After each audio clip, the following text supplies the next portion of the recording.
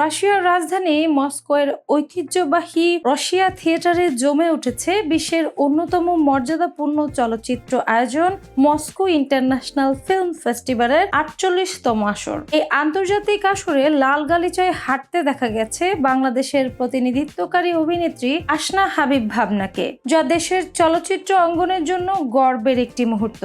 বিশ্বের নানা প্রান্ত থেকে আগত তারকাদের ঝলমলে উপস্থিতির ভিড়ে ভাবনা নিজেকে আলাদা করে তুলেছেন ভিন্ন এক দৃষ্টিভঙ্গিতে। বিদেশি ফ্যাশন ব্র্যান্ডের চাকচিক্য এড়িয়ে তিনি বেছে নিয়েছেন দেশের নিজের ঐতিহ্য ও সংস্কৃতিকে।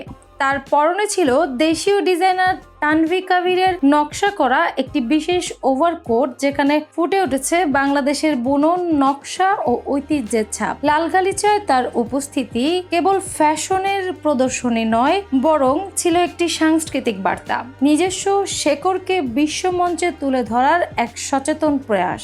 ভাবনার এই পদক্ষেপ ইতিমধ্যে সামাজিক যোগাযোগ মাধ্যমে ব্যাপক প্রশংসা কুড়িয়েছে।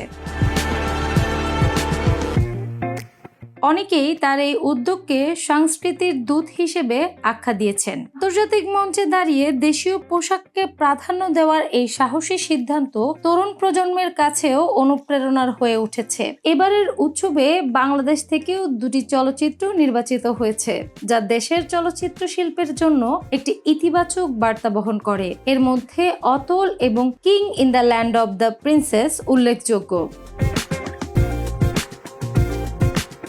দ্বিতীয় চলচ্চিত্রটির দেশে প্রায় হারিয়ে যেতে বসা যাত্রা শিল্পের বাস্তবতা তুলে ধরেছে, যা সাংস্কৃতিকভাবে গুরুত্বপূর্ণ একটি দিক।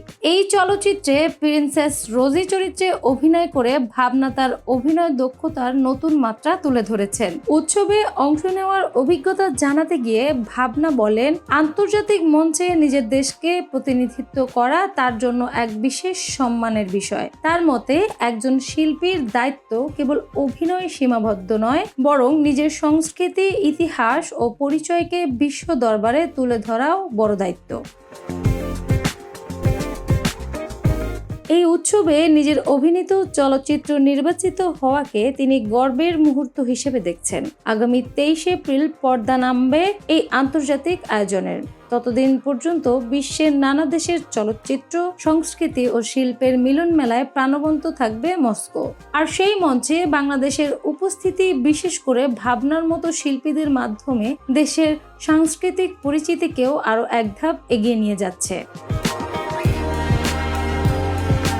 অ্যানি আক্তার, বাংলা বাজার পত্রিকা।